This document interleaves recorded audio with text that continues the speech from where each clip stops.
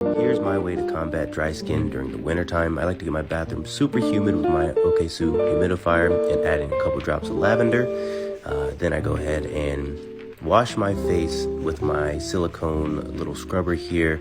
I actually prefer this just because I feel like all the other scrubs are way too harsh on my skin. Oh yeah, feeling nice, feeling good.